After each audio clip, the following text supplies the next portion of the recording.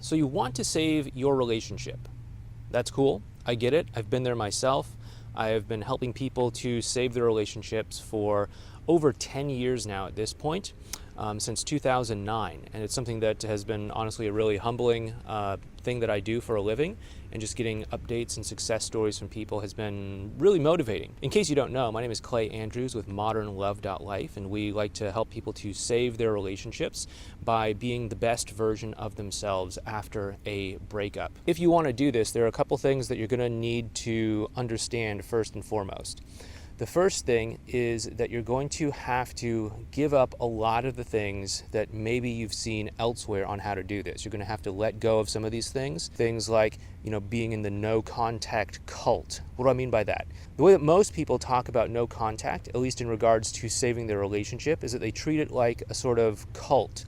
That's to say, they treat it as if it is the sort of one solution to every single problem. They turn off their brain. They just put their faith and trust into doing no contact, and they honestly don't have great results. You may have seen a lot of videos out there that say you have to use no contact all the time. You have to use no contact in order to make your ex miss you, to make you gain more power in the situation, to make them value you more, etc., to rake them over the coals for their dismissive, avoidant attachment style, or whatever the case might be. We'll get into attachment styles in a little bit.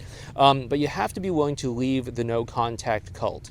The truth is that there are a lot of tools that you can use to save your relationship, but you have to be willing to let go of this tendency to just use no contact as your only tool. As they say, if the only tool you have is a hammer, every problem starts to look like a nail. Or as I think that was in The Simpsons, they said, beer is the cause of and solution to all of our problems. Sometimes I feel as if people in the saving your relationship space feel the same way about no contact. It's the solution to all of their problems, but they may not realize this, but it's also the cause of a lot of their problems as well, too, because no contact actually sends a very anti-relationship message. It says that when the going gets hard, I give up, I walk away, I close down, I shut down.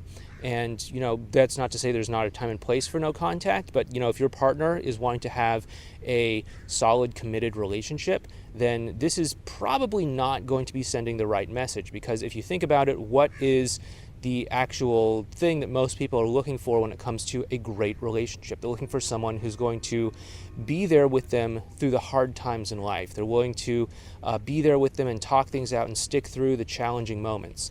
And no contact doesn't exactly send this message. So you have to kind of keep that in mind when it comes to no contact. So the first thing you're going to want to do is probably leave the no contact cult. We've been helping lots of people to save their relationships without using no contact for ages now.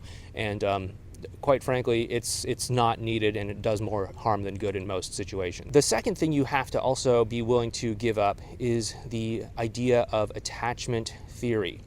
Now, attachment theory, in case you don't know, is this sort of psychological flavor of the week that people are going through in the sort of pop psychology circle that says that, hey, how you were raised as a child, the relationship that you have with your parents determines the way that you interact with others in a relationship moving forward. So, if you had inconsistent behavior from your parents, then you're going to have a sort of insecure attachment style. Whereas if your parents were there and they provided you a lot of emotional support, then you're going to have a secure attachment style. And not that you necessarily need to know this, but people get lost in this labyrinth of analyzing their partner's attachment style. And lo and behold, their partner always seems to come back as an avoidantly attached person, right? And the truth is that it's not that everybody in the world is an avoidant. It's not that everybody in the world has an avoidant attachment style. The truth is simply that human beings going through a normal human experience of a breakup are going to respond in a very predictable sort of way. It doesn't mean that they are an avoidant person. It doesn't mean they have an avoidant attachment style. It just means that, okay, if someone's really frustrated, if somebody has closed off themselves to you, if somebody is creating space in their life to move on, if somebody is feeling a lot of hurt or something like that, yeah, they're going to behave as if they had an avoidant attachment style. That does not mean that they do have an avoidant attachment style. They're just doing things that most people would do in that situation, and it sort of looks like an avoidant attachment style. Now, don't get me wrong, I think that attachment theory can be useful as a tool for self-reflection. That's to say, maybe you might say, okay, look, I have an anxious attachment style. That means that I need to kind of work through some of my own issues around anxiety in order to find a more secure attachment style within myself. But when you spend so much time analyzing your partner to death by, looking at their attachment style and over analyzing it and ruminating over it and everything like that, it causes you to lose touch with the humanity of who they are. It causes you to lose touch with the fact that there's an actual person over there, and you start to look at them as this alien creature, this avoidantly attached person. And you start to say, okay, like what they're doing makes absolutely no sense to me, therefore I have to treat them like this alien creature that's this thing called an avoidant, and therefore I have to do things like not ever initiate contact with them, go no contact, all that sort of stuff that we've already talked about. By the way, if you like this video that we're doing, it would mean a lot to me if you'd help support this channel by hitting the thumbs up button for the YouTube algorithm and subscribing to this channel as well too. Also, drop a comment down below letting me know what your thoughts are on the no contact rule and also attachment theory. Okay, so moving along, you also have to be willing to let go of other things that just don't work as well too.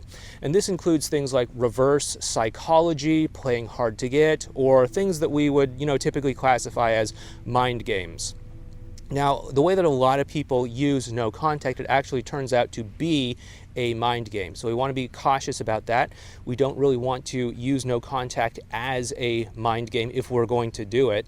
But we also don't want to use other forms of mind games as well too, because this basically does two things. Number one, it's fundamentally inauthentic. It's not true to who you are, which is going to create a lot of problems further on in the dynamic between the two of you. That is to say, you're going to have to put on an act and pretend to be someone that you're not in order to keep your partner interested. If the only way to get them interested is to play hard to get, then you're going to have to play hard to get for a long time. I have been married for about 10 years now, and the idea of playing hard to get for 10 years, or the idea of using mind games or reverse psychology on my wife for 10 years sounds incredibly exhausting. Plus, I have all the intention of being with my wife for, many more decades to come. So I don't know about you, but I don't want to have to put on some sort of performance, pretend to be someone that I'm not, etc. for, decades at a time in order to get this relationship to work. It's just not worth it. It's sacrificing my own soul to make that happen, and that is not a trade that I'm willing to make, and I hope that's not a trade that you're willing to make either. The other reason that all of this stuff doesn't work is because it's actually a setup for a toxic relationship dynamic. If you have to manipulate someone, if you have to play hard to get, if you have to guilt trip them, if you have to use reverse psychology on them or something like that, it shouldn't be any stretch to realize that this is a setup for a toxic relationship dynamic that's probably not something that you want in your future. Now again, you're free to make whatever choices you want in your life. If you want to have a toxic relationship dynamic, then that's okay, but that's not what this channel is about. That's not what I'm here to teach you how to do. So I would really encourage you to find a way to embrace a healthy relationship dynamic moving forward. So what actually is it going to take to really save your relationship? Well, the first thing you have to do once you start to let go of this stuff is say, okay, what is left? What is left when I'm not using no contact as my one and only tool? What is left when I leave the no contact cult? What is left when I drop the pop psychology flavor of the week of attachment theory? What is left when I drop the mind games, the reverse psychology, the playing hard to get, etc.? What's really left is actually showing up like a mature adult. Showing up as someone who is demonstrating that you're putting out positive relationship cues. What does this mean? When a lot of people think about the ideal relationship that they want to be in, the ideal partner that they want to be in a relationship with, there are a couple commonalities. Sure, some people are going to want different things in life. Some people are going to want different traits and characteristics in their partners. But there are a couple common things that are almost universally desired in a partner. Things like emotional maturity, things like forgiveness, things like flexibility, things like being open-minded, things like compassion, things like empathy, things like taking responsibility for things that you did wrong. If you're able to start to embody these sorts of traits, then these are going to be a huge, not red flag, but green flag to anyone who is actually relationship ready, that, hey, you are actually relationship material. So that's why we're not doing things like mind games, because, hey, mind games would probably be a red flag under most people's set of criteria. That's why we're also not using the no contact rule unless the two of you specifically agree to do something like that because it's needed or something like that. Because being in contact and working through challenges is a huge relationship cue, a huge positive relationship ready cue. That's also why we're not doing things like analyzing each other, because looking at each other like some sort of lab experiment is not going to be a great relationship cue for a strong relationship. Instead, what we want to do is we want to just be able to communicate clearly about what we want, be able to authentically express how we are feeling and how we're showing up, and doing this in a way that encourages our partner to want to meet us where they're at on that emotional level and to create that emotional bond with us. This is what we've been doing for years and years now by teaching what we call advanced relational skills and high stakes communication skills. So this is going to be really important for really demonstrating to them that you are relationship ready and that you are embodying a lot of these positive relationship cues. The next thing, and this is probably the biggest relationship cue, is that you and your partner are going to need to work together on the same team. Now you might be thinking, hey, on the same team, like I've already tried to ask them to get back together. I've already tried to ask them to work things out and they've said no. Now, being on the same team, what I mean by that is, of course, if you're having the talk about getting back together and they're receptive to it, yeah, getting on the same team in that way can definitely be helpful. But you want to have a same team conversation with them where you can meet them where they are at emotionally. So if they're in a place where they're not ready to be in a relationship with you right now because they need to learn how to trust and build up the connection between the two of you more, then you're going to have to drop down what being on the same team means to meet them where they are at emotionally first, okay? So this might simply just look like creating a place where you can connect with one another without the pressure of trying to figure out and decide what the two of you are to one another, whether you're in a relationship or whether you're not in a relationship or anything like that. You can figure that sort of stuff out later, but simply just enjoy connecting with one another, almost as if two people were going on a first date or something like that. On a first date, we don't usually try to figure out, hey, are we going to get married? Are we going to work this out? How many kids are we going to have?